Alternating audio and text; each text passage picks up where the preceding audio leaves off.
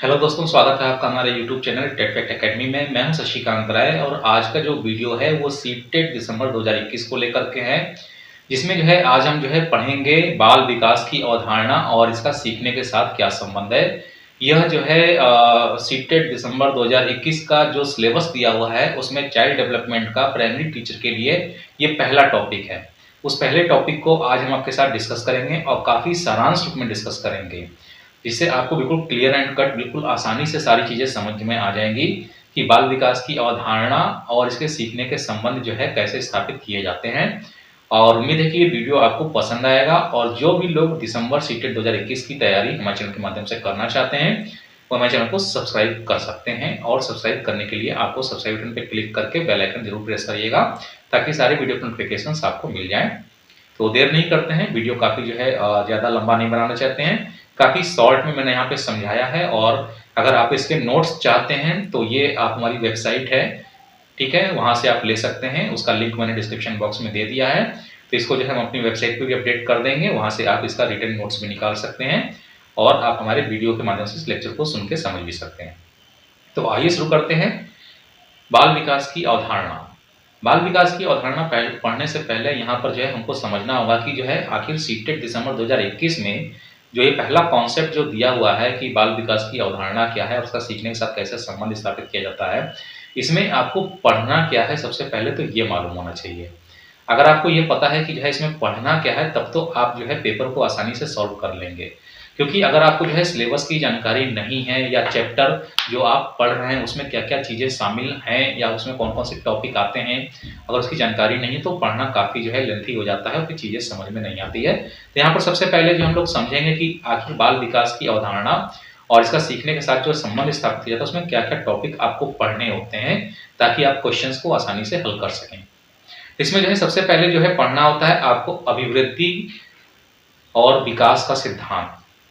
अभिवृद्धि और विकास का सिद्धांत पढ़ना होता है, यानी कि आपको अभी हम पहले बता रहे हैं कि इस चैप्टर के अंदर क्या क्या चीज़ें आएंगी और इसके बाद लास्ट में हम आपको जो है बाल विकास का जो है कॉन्सेप्ट बताएंगे, ठीक है, जिसको समझने से आपको पता चलेगा कि क्वेश्चन का जो नेचर होता है उसको कैसे पकड़ा जाता है। ठीक है, तो यहाँ पे जो है सबसे पहले पढ़ना है अभिवृद्धि और विकास का सिद्धांत पढ़ना है। उसके बाद जो है विकास की जो अवस्थाएं होती हैं, जैसे शैशवावस्था होता है, बाल्यावस्था होता है, किशोरावस्था होता है, बस यही 3 अवस्थाएं पढ़नी है।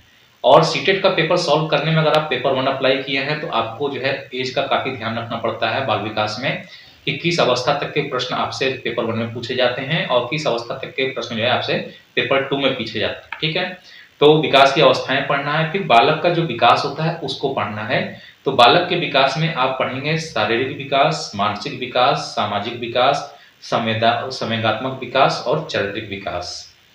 इसके बाद आप पढ़ते हैं कि चरित्र निर्माण में जो बालक का विकास होता है या चरित्र निर्माण में कौन कौन कारक जो है योगदान देते हैं बालक के विकास में।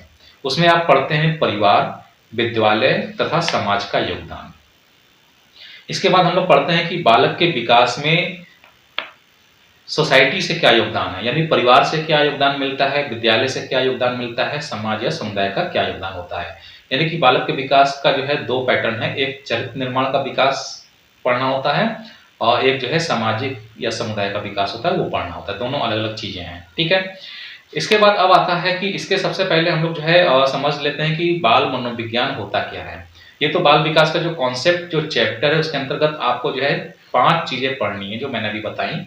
और इसके अंदर जो है आता क्या है, यानी कि जो है बाल मनोविज्ञान होता क्या है। बाल मनोविज्ञान की जो परिभाषा है बहुत सिंपल में मैं आपको बता देता हूँ। मैंने यहाँ पे अपना नोट्स बनाया हुआ है, उसी को देख के आपको पढ़ा रहे हैं और ये बिल्कुल लेटेस्ट नोट है, ये कोई पुराना नोट्स नहीं है, ये बिल्कुल मैंने जो है सुबह तैयार किया है और अभी आपके सामने लेकर के आए हैं, ताकि आपको जो है ज़्यादा टाइम वेस्ट ना करना पड़े, क्योंकि टाइम काफ़ी कीमती होता है। ताकि आप इस वीडियो को देखने के बाद आप अपने से भी सेल्फ स्टडी करेंगे तो डिटेल्स में आप पढ़ेंगे तो आपको चीज़ें समझ में आ जाएंगी। तो बाल मनोविज्ञान आखिर क्या होता है, बहुत सिंपल जो है एक लाइन में मैं आपको बता देता हूँ कि बालक के विकास का गर्भ काल से किशोरावस्था तक का जो अध्ययन होता है उसको हम लोग जो है बाल मनोविज्ञान कहते हैं।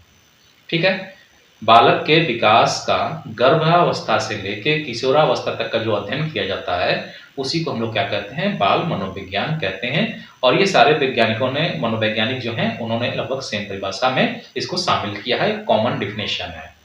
ठीक है? यानी कि आपको जो है जो पेपर पैटर्न आपके सामने आएगा, उसमें आपसे सिर्फ़ और सिर्फ़ गर्भावस्था से लेकर के किशोरावस्था तक की जो प्रश्न होते हैं वो पूछे जाते हैं, चाहे वो बालक के किसी भी पहलू से संबंधित हों। अब आइए जो है बात कर लेते हैं कि बाल मनोविज्ञान या बाल विकास की जो अवधारणा होती है, इसमें और क्या-क्या अध्ययन किए जाते हैं। वैसे तो मैंने ऊपर भी बताया था कि 5 चीज़ों का अध्ययन किया जाता है। फिर भी आप एक बार यहाँ पे जो है एक बार से रिपीट कर लेते हैं कि गर्भावस्था से किशोरावस्था तक के व्यक्ति का मानसिक, शारीरिक क्रियाओं का, अनुभव का, व्यवहार का, व्यक्तित्व का, संवेगों का, सामाजिक, चारित्रिक और नैतिक विकास का जो है अध्ययन किया जाता है। यानी कि बाल विकास का जो कॉन्सेप्ट है वो इन्हीं सारे बिंदुओं के इर्द-गिर्द घूमता है और आपको पूरी किताब में इन्हीं को डिटेल्स में पढ़ना है, चाहे वो किसी मनोवैज्ञानिक से संबंधित हो, चाहे किसी सिद्धांत से संबंधित हो। यानी कि पढ़ना बार-बार घुमा-फिरा के इन्हीं टॉपिक्स को है, लेकिन डिटेल्स में, और इन्हीं से संबंधित प्रश्न आपसे पूछे जाएँगे। अब बात करते हैं कि बाल मनोविज्ञान का जो हम लोग अध्ययन करते हैं, वो क्यों करते हैं? तो बाल मनोविज्ञान का जो अध्ययन किया जाता है, प्राथमिक विद्यालय बनने जो प्राथमिक विद्यालय हैं आपके, उसमें जो शिक्षक बनने की जो योग्यता है, उसका निर्धारण जो है बाल मनोविज्ञान के अध्ययन से होता है।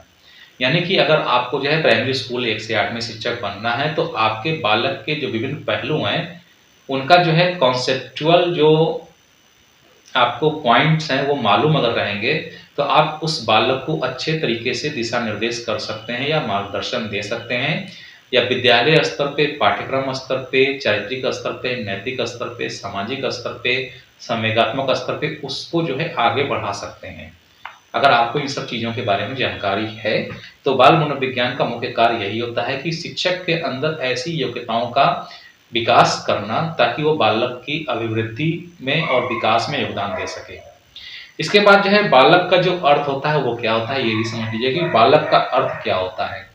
बालक का अर्थ का मतलब ये होता है कि गर्भावस्था से किशोरावस्था तक, ठीक है, गर्भावस्था से किशोरावस्था तक मतलब कि 12 वर्ष की आयु प्राप्त जो व्यक्ति या मानव जो होता है, उसको हम लोग जो है बालक की श्रेणी में रखते हैं, और हमको इसी को जो है ध्यान में रख के परीक्षा की तैयारी करनी है। यानी कि बाल विकास में बालक का जो अर्थ लगाया गया है, वो गर्भावस्था से लेकर के 12 वर्ष तक की आयु तक के व्यक्ति को क्या कहते हैं, बालक कहते हैं। ठीक है, ये भी दिमाग में रखिएगा, हो सकता है पूछ दे कि बालक किसे कहते हैं। इसके बाद जो है विकास का जो अर्थ होता है वो क्या होता है। बालक का अर्थ समझ में आ गया, बाल मनोविज्ञान का अर्थ भी बता दिया गया। विकास का जो अर्थ है वो क्या होता है, तो विकास का जो अर्थ होता है गर्भाधान से शुरू होकर किशोरावस्था तक की जो प्रक्रिया में जो शारीरिक और मानसिक क्षमताओं में जो परिवर्तन होते हैं, उसको जो है विकास कहते हैं।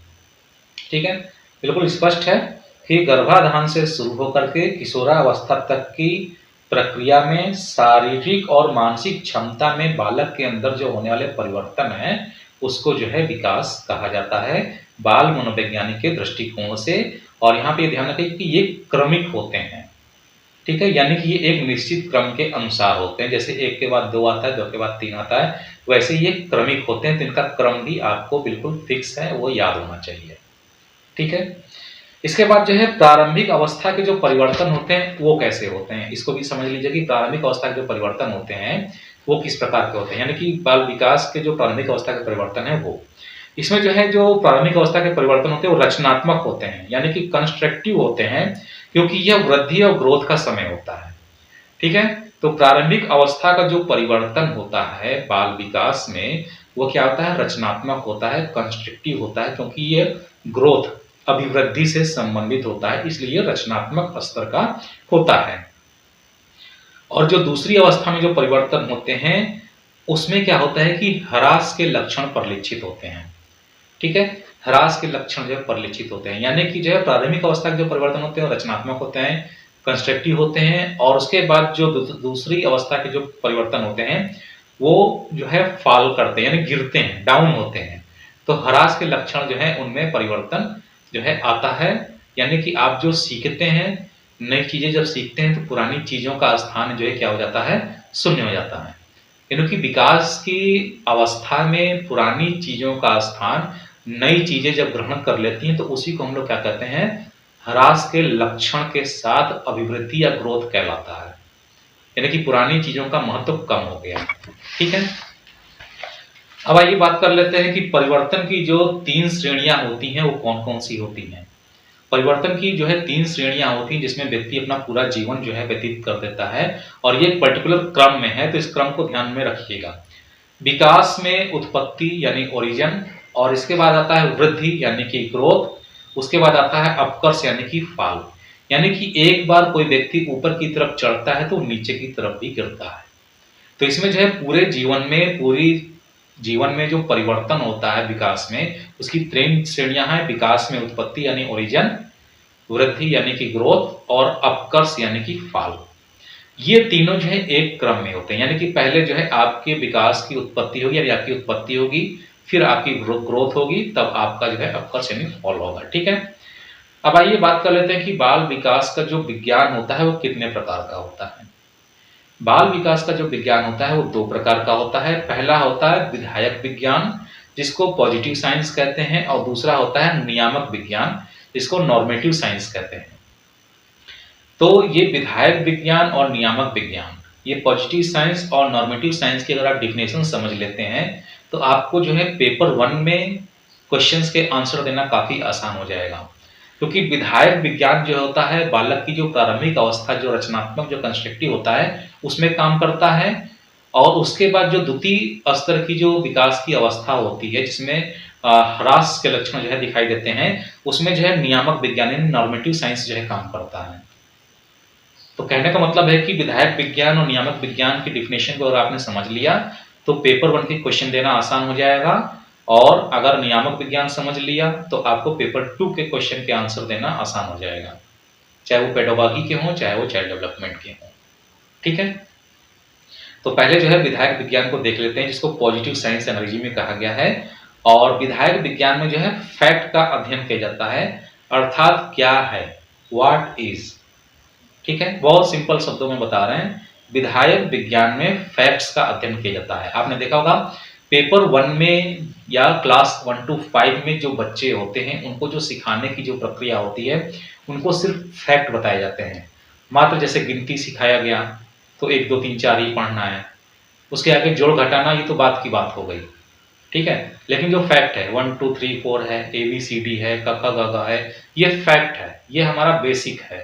तो इसको जो है हम लोग जो है विधायक विज्ञान के तहत बालक को जो है सिखाते हैं, और इसमें जो है क्या किया जाता है, बालक के विकास को आगे बढ़ाने के लिए फैक्ट का अध्ययन सिर्फ कराया जाता है, और उसको ये बताया जाता है कि क्या है। ठीक है, जैसे सब समझाते ना, ये क लिखा है, ये 1 लिखा है, ये A लिखा है, तो उसको फैक्ट का अध्ययन कहते हैं। इसको विधायक विज्ञान या पॉजिटिव साइंस कहा जाता है। इसके बाद जो दूसरा है नियामक विज्ञान, जो नॉर्मेटिव साइंस होता है, इसमें जो अध्ययन कराया जाता है कि किसी विचार वस्तु का जो कार्य है वो कैसा होना चाहिए। ठीक है, मतलब यह है कि क्या होना चाहिए, व्हाट ऑट टू बी, क्या होना चाहिए। यानी कि आप जब नियामक विज्ञान को जो है लागू करते हैं पेपर 2 में 6 से 8 के बच्चों पर, उनको जो है आगे बढ़ाने के लिए, उनका ग्रोथ करने के लिए, उनका जो है विकास करने के लिए, उसमें अब जो है क्या पढ़ाया जाता है कि किसी वस्तु या विचार का जो काम होता है वो कैसा होना चाहिए, या वो किस चीज में इस्तेमाल होता है, या वह क्या करके आपको दे सकता है। ठीक है, जैसे आप आगे जोड़ना घटाना सिखा सकते हैं, कैरेक्टर से वर्ड्स में कन्वर्ट करना सिखा सकते हैं, वर्ड से सेंटेंस में कन्वर्ट करना सिखाते हैं, तो इसको क्या कहते हैं, नॉर्मेटिव साइंस कहते हैं। तो ये तो हो गया कि बाल विकास का विज्ञान जो है 2 प्रकार का होता है, विधायक विज्ञान और नियामक विज्ञान। इसके बाद आइए देख लेते हैं कि बाल विकास का सीखने के साथ क्या संबंध है।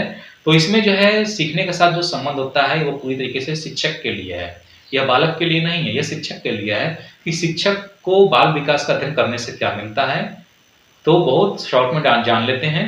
इससे जो है शिक्षा के जो उद्देश्य होते हैं उनकी पूर्ति कर सकते हैं, शिक्षण की पद्धतियों को जो है चेंज कर सकते हैं बालक के अनुसार, पाठ्यक्रम में जो है नई नई चीजें जोड़ी जा सकती हैं, अनुशासन में जो है शालीनता लाई जा सकती है, शिक्षक एवं विद्यालय को निर्धारित एवं व्यवस्थित करने में बाल विकास के जो क्षेत्र हैं उनका इस्तेमाल किया जा सकता है। तो यह पूरा जो अभी तक मैंने आपको बताया, बहुत समराइज फॉर्म में, बहुत सारांश रूप में, पूरा एक चैप्टर आपको बाल विकास की जो अवधारणा है और इसका सीखने के साथ संबंध है वो मैंने आपको बता दिया है। और इसी के इर्द गिर्द आपका पेपर 1 और पेपर 2 के सारे कॉन्सेप्ट बेस्ड जो क्वेश्चन होंगे वह इसी के इर्द गिर्द घूमते रहते हैं। तो उम्मीद है कि वीडियो आपको जो है सही लगा होगा, स्टडी मेरी जो मटेरियल है वो आपको पसंद आया होगा। वीडियो अगर आपको पसंद आए तो वीडियो को लाइक करिएगा, शेयर करिएगा और जल्दी मिलते हैं इसका जो नेक्स्ट टॉपिक है उसके साथ में। तो चैनल के साथ बने रहने के लिए चैनल को सब्सक्राइब कर दीजिएगा। धन्यवाद।